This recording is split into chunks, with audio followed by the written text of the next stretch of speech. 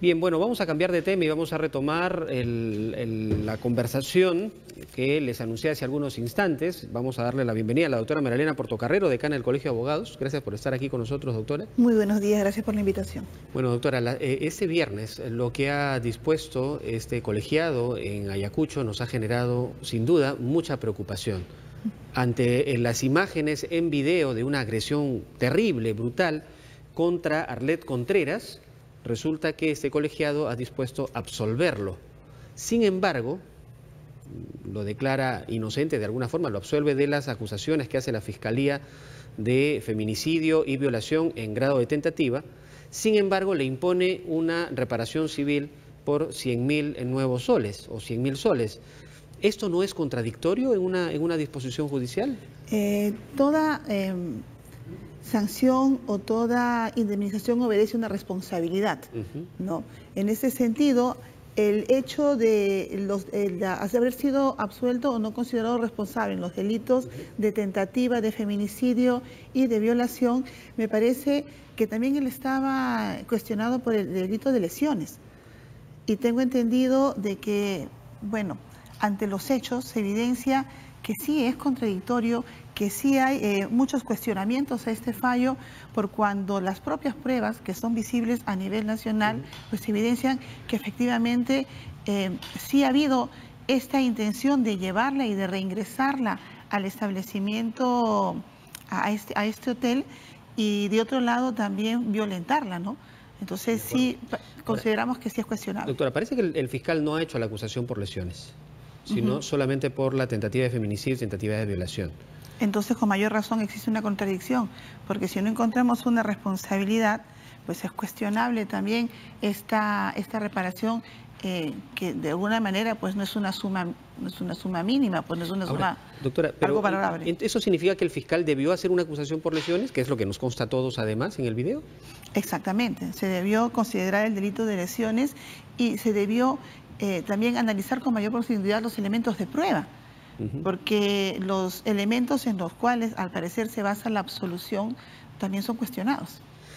Hay una serie de declaraciones y testimonios de psicólogos, psiquiatras, peritos, médicos legistas, que de alguna manera determinan que sí, pues efectivamente hay lesiones, se ha afectado en su salud, pero eso no ponía en peligro su vida.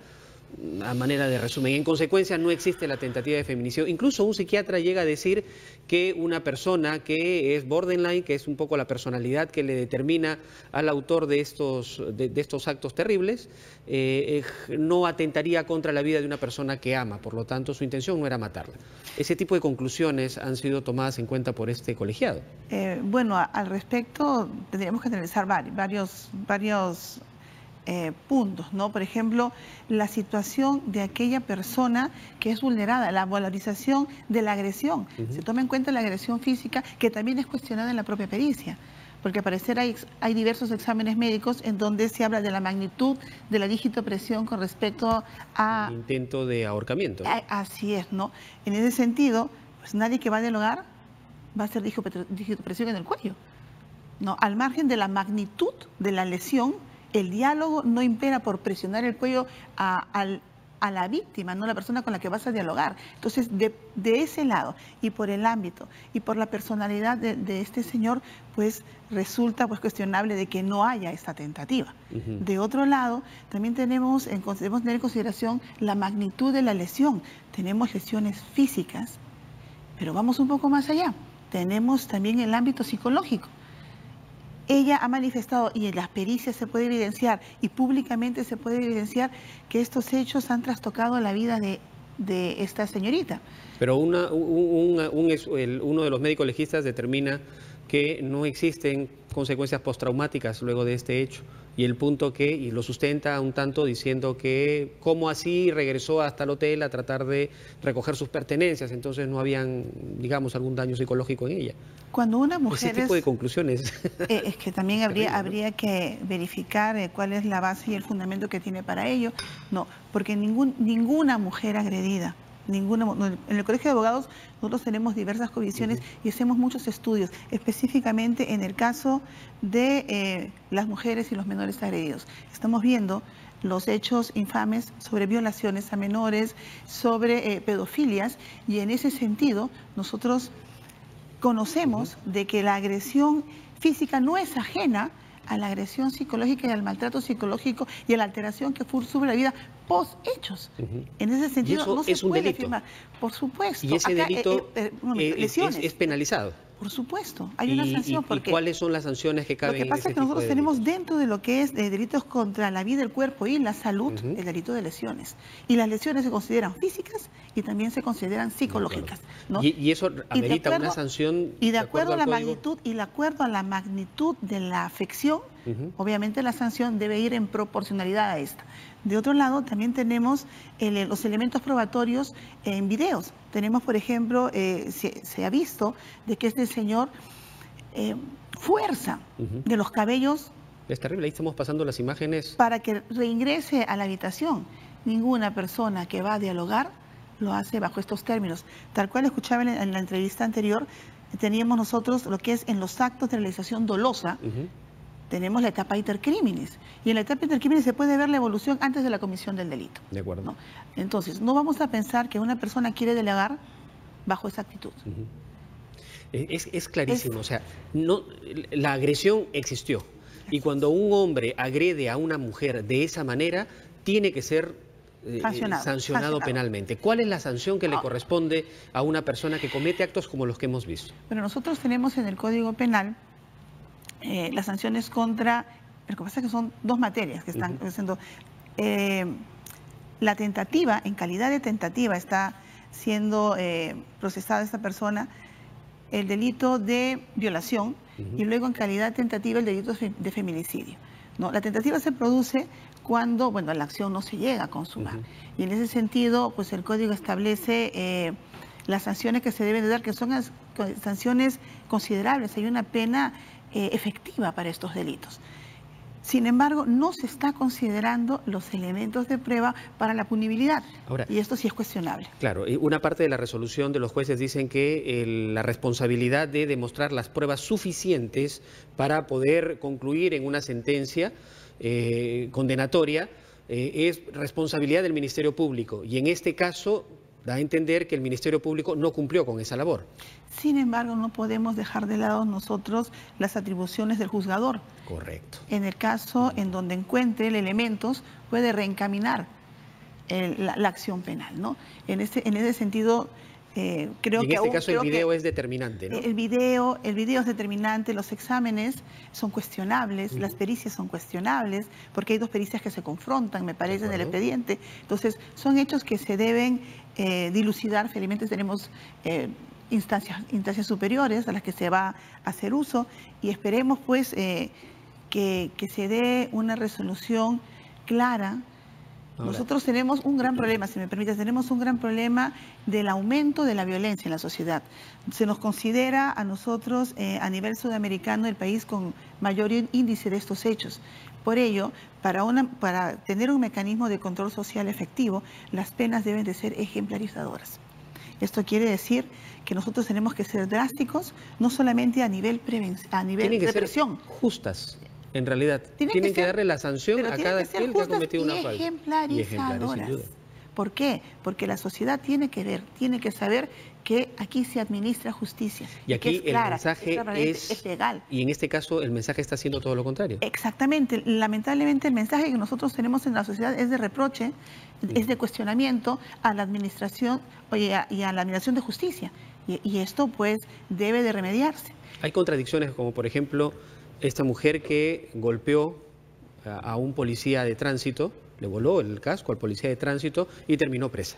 Claro. ¿De acuerdo? Pero acá vemos una agresión brutal contra una mujer y simplemente termina absuelta. Es que estamos hablando de la proporcionalidad ante el rechazo social de una conducta punible. En ese sentido, si nosotros estamos haciendo marchas, si nosotros estamos tratando de aplicar leyes, si nosotros estamos tratando de modificar a nivel nacional una conducta repudiable, que es la violencia en términos generales y en términos específicos, la violencia contra las mujeres y los niños, definitivamente estos fallos no ayudan mucho. Creo que lo que se necesita ya es empezar a mirar el sistema de justicia en su totalidad y hacer las mejoras inmediatamente, los cambios necesarios, porque esto es una más de esas situaciones que terminamos lamentándonos, que terminan causándole en algunos casos la muerte, como el caso del violador de una menor que resulta que tenía denuncias y seguía libre, y es más, era colaborador de la policía o informante de la policía y cosas por el estilo. Es decir, a cada instante estamos dando cuenta de situaciones de esta naturaleza. Por eso hablo ¿Qué de tienen que hacer como sistema de justicia para de una vez tomar cartas Por eso en este señalo asunto? que es indispensable la ejemplaridad en la sanción penal. ¿Por qué? Porque estamos viendo nosotros hechos no aislados, estamos viendo hechos diarios, y no uno, varios, a nivel nacional, en donde se vulnera, se agrede. ¿Eso no evidencia la crisis del sistema de justicia en el Perú? Es que no solamente es el sistema de justicia, porque el sistema de justicia es el último recurso que tiene el Estado para poder controlar los hechos que suceden en el país. Es decir, hay un principio en lo que es el derecho penal. El derecho penal se considera última ratio.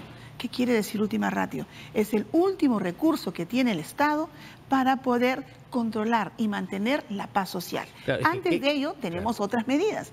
Tenemos las medidas preventivas.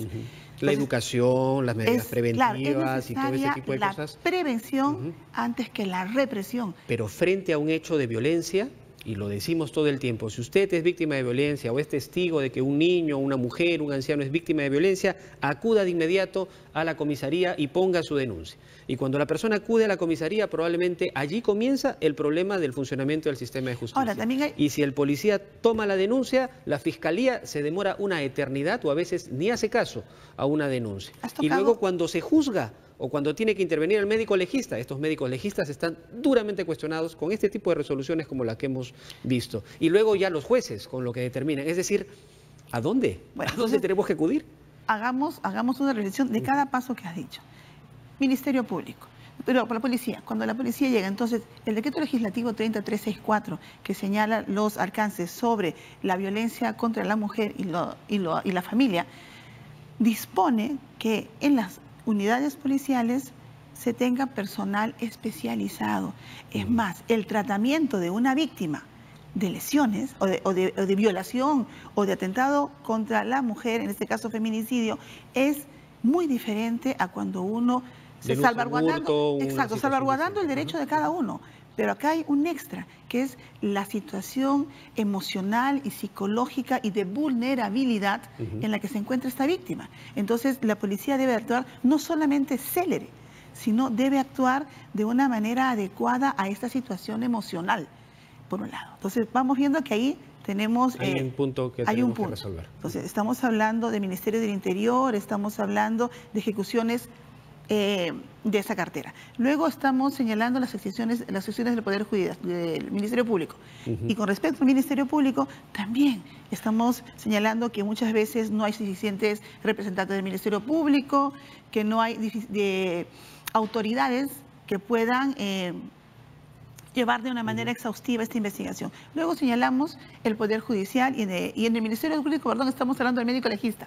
Estamos señalando que también tenemos problemas. ¿Por qué? Porque lamentablemente no tenemos capacidad, no existe el número adecuado de médicos que puedan apoyar o resolver estas investigaciones, estos exámenes, con lo cual muchas veces demora, o quizás por hacerlo rápido se hace de una manera inadecuada, ¿no? Al margen de la capacidad que pueda tener el galeno. De otro lado vamos al Poder Judicial con la Administración de Justicia, que lamentablemente nos encontramos con fallos que pueden ser cuestionables, pero tenemos el principio de doble instancia que nos puede ayudar a resolver este problema. Y esperemos que se resuelva en la siguiente instancia y se resuelva bien, porque ante la ausencia de una verdadera justicia, lo que va a suceder es que la ciudadanía va a empezar a querer hacer justicia con sus propias manos, y eso sería terrible. Yo quisiera tomar un breve momento para tomar la situación de aquella víctima. No solamente de aquella persona vulnerada y que el Poder Judicial tiene que resolver la situación de la víctima, ¿no? Sino de la víctima per se. ¿Cuál es la situación de ella a nivel social? O sea, se le revictimiza. Esta señorita lleva 3 años detrás de este proceso. Y son 3 años en que esto se reitera. Entonces, se revictimiza a la víctima con la dilación de los casos, con la dilación del proceso, cada que la justicia demora, cada que esta señorita es preguntada sobre estos hechos, se le vuelve a revictimizar y se le vuelve a causar esa lesión terrible que queremos resolver. ¿no? Entonces, apoyo a las víctimas, en este caso ella es colega, y también en esta... Está haciendo una labor de defensa justamente de los derechos de las mujeres. Así es, así es. Doctora, muchas gracias por estar aquí con nosotros y esperemos que realmente esto se resuelva de una vez por todas, pero como tiene que ser, de raíz. Así es, confiamos en la Administración de Justicia y estos temas... Y que no se reduce solamente a un tema de presupuesto, ¿no? No, más es tema... Eso es una pésima justificación. Hay una frase con la que quisiera que me permitas terminar. Más valen malas leyes en buenas manos que buenas leyes en malas manos. Terrible, terrible lo que nos dice. Muchas gracias por estar con nosotros. Gracias. María Elena Portocarrero, decana del Colegio de Abogados, ha conversado con nosotros y ha dado también sus puntos de vista.